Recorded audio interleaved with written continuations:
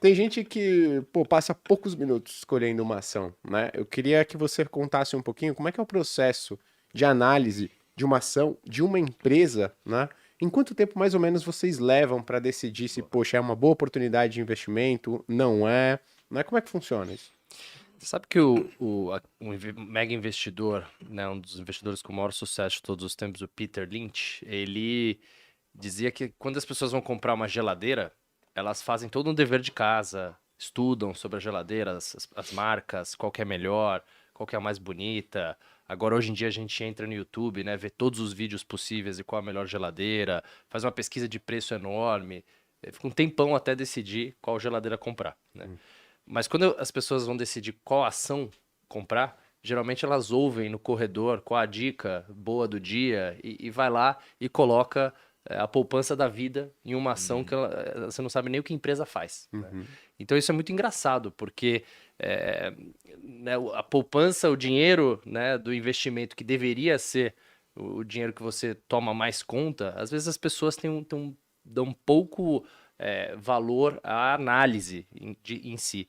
E aí, no fim do dia, você não precisa ser formado em administração, ter um CFA ou ter um CNPI para conseguir escolher uma ação. Qualquer pessoa consegue escolher uma ação para investir, se ela entende minimamente do negócio daquela companhia, né? Se ela entende o que a empresa faz e se você consegue ter uma visão para onde vai aquele negócio, né? Se uhum. aquele negócio, as perspectivas são positivas para os próximos anos, são negativas, enfim, se você entende minimamente, né, do que a empresa faz, então acho que é importante começar por aí, né? Eu entendo do negócio, eu entendo desse setor, porque o próprio Peter Lynch também dizia que assim, a maioria das pessoas tinha uma vantagem, os investidores, pessoa física, os investidores individuais, tinha uma vantagem grande em relação a ele, que era gestor.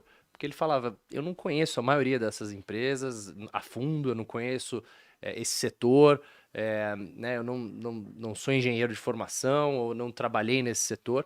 E muita gente, às vezes você trabalha né, em um setor que você conhece muito bem, ou você mora em uma região que tem uma empresa relevante na bolsa que é daquela região e você conhece, né, talvez as operações, ou você conhece pessoas que trabalham em empresas similares, enfim. Sim. Então, os investidores individuais, mesmo sem ter o conhecimento de valuation, o conhecimento de né, como fazer um fluxo de caixa descontado, tudo isso, não precisa no fim do dia para você conseguir começar a analisar né, Uhum. uma ação. Então, acho que começar desse começo, entendo do negócio, sei o que a empresa faz e consigo ter uma visão se esses fundamentos estão melhorando ou piorando, eu acho que já é um grande caminho andado. E é legal você ter comentado isso, porque outro dia eu tava assistindo um vídeo, acho que inclusive era um vídeo seu, tá?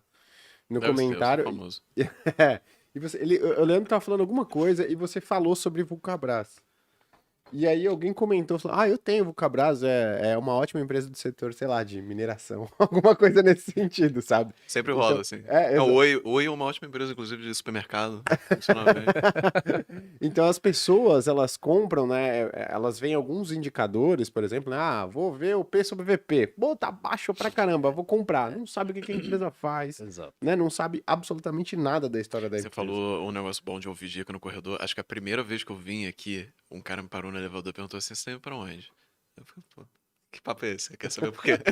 Eu tô indo lá pro Grupo Primo. Aí você trabalha lá? Trabalho, tecnicamente, sim. É... E aí ele. Você trabalha com investimento, né? Eu, "É." Aí Ixi, ele. lá vem. Qual a dica do dia, né? Eu tenho 300 mil reais em Oi. O que eu Tem faço? 50 agora. Ainda tem Que- 300? O primeiro passo é ver quanto você tem agora.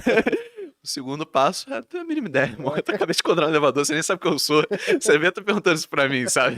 Pô, pelo amor de Deus. Exatamente. Você acabou de cometer um erro, que foi comprar esse negócio porque alguém te deu essa dica no elevador, provavelmente também. Agora Aham. você cometeu outro erro, que é decidir se você mantém ou descarta ela baseado em outra dica de elevador. Pô, continua assim que tá Perfeito. funcionando. Boa.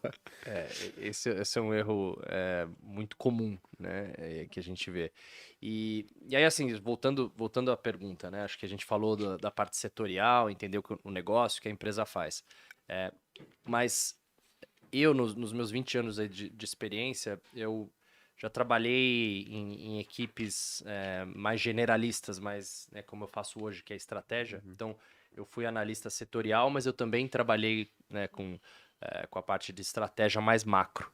Então, eu dou um peso muito grande para o macro. Perfeito. Tem vários gestores que têm muito sucesso, no Brasil, inclusive, que não olham para o macro. Olham só para o setor e olham só para a companhia e decidem investir ou não baseado apenas na empresa.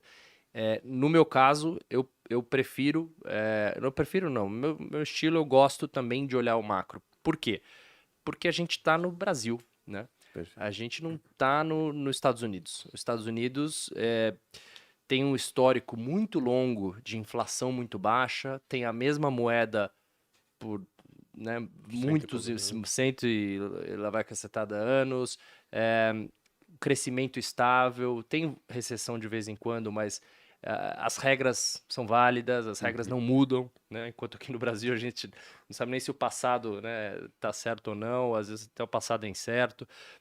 Enfim, então eu dou um peso para o macro na minha análise, porque justamente no Brasil as coisas mudam rápido e a gente precisa entender como essa empresa está posicionada, como aquele setor está posicionado em relação à macroeconomia e questões políticas. Então eu também levo isso em consideração na minha análise.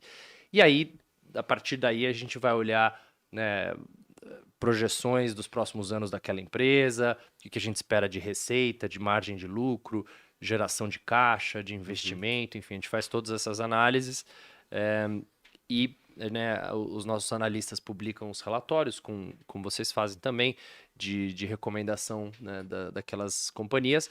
E aí, todos os meses, a gente tem uma reunião grande de comitê que a gente decide as nossas carteiras recomendadas, é quase um dia inteiro de discussão, de debate. E a gente tende a não fazer grandes mudanças, a gente tem temas estruturais na nossa carteira, Legal. mas obviamente você está sempre no mês a mês olhando se o fundamento mudou, enfim, o nível de preço mudou também, que é importante, né? Por mais que você tenha teses estruturais, às vezes aquele papel já subiu demais, né? Já precificou muito daquela tese antes, ou o contrário, enfim. Então, Perfeito. olhar o nível de preço também é relevante. Perfeito. Então, tem muita gente fundamentalista que fala, eu não olho o preço, eu só olho para o fundamento e eu decido assim. Eu já não concordo muito, porque você, no fim do dia, você não está comprando empresas, está comprando ações de empresas. Então, isso significa que você está comprando um negócio a um preço. Perfeito. Né? Então, você tem que levar em consideração qual é esse preço que você está pagando, porque no fim do dia, preço é o que você paga, valor é o que você recebe. Perfeito. Bom,